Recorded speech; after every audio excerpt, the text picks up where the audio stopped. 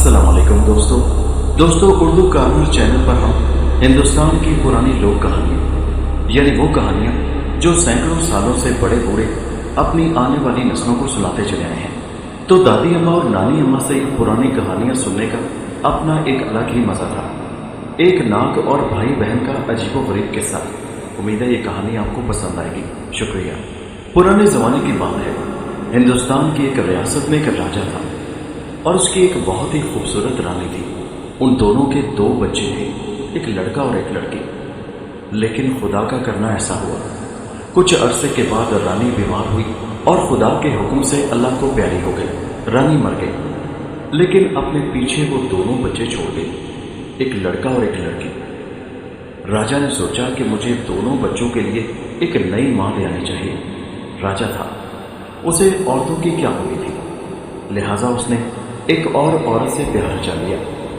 لیکن نئی رانی ان بچوں کی سوتیلی ماں، وہ ان دونوں بچوں کو بالکل نہیں چاہتی تھی، ان سے بہت نفرت کرتی تھی اور ہمیشہ ان سے جان چھڑانے کے بارے میں سوچتی رہتی تھی۔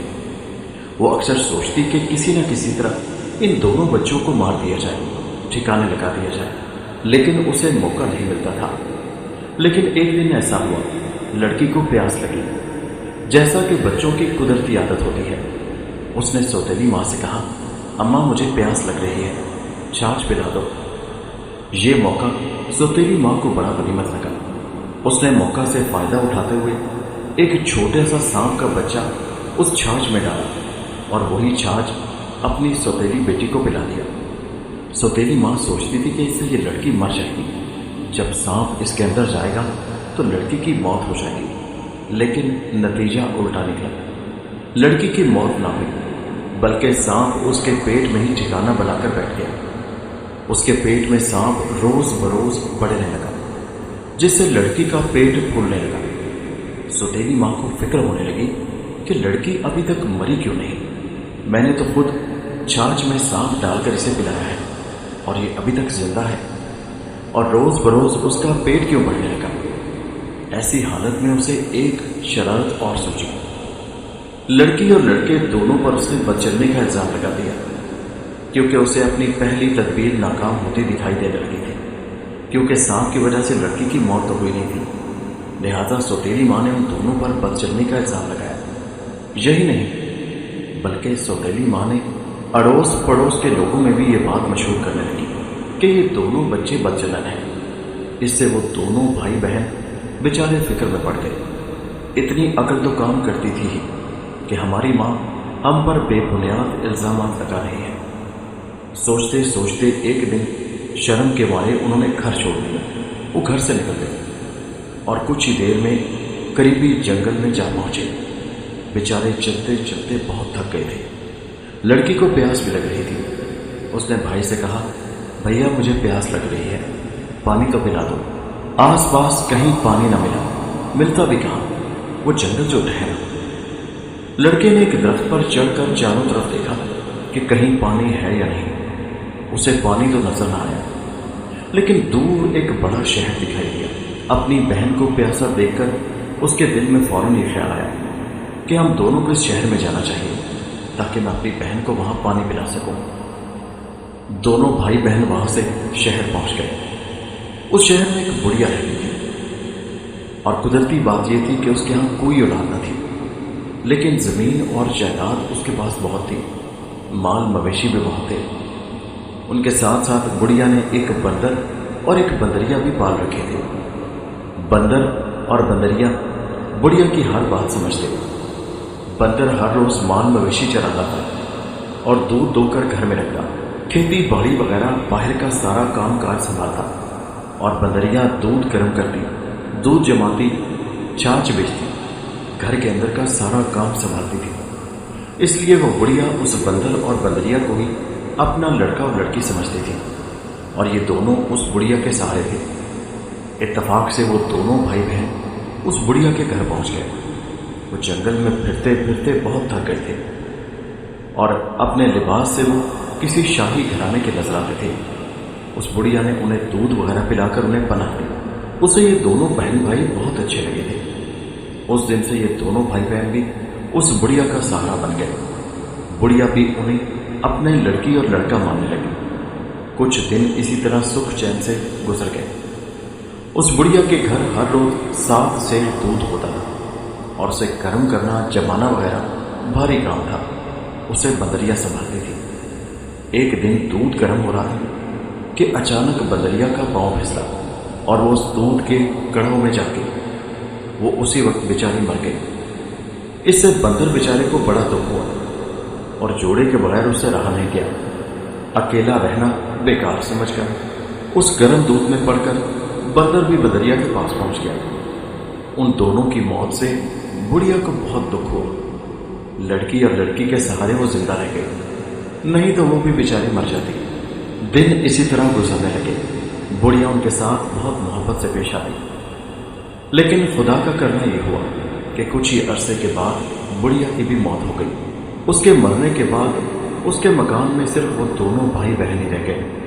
अब ये भाई बहन उस बुढ़िया की जायदाद के मालिक बन गए। भाई हर रोज माल मवेशी चलाता और दूध दोहकर घर में रखता।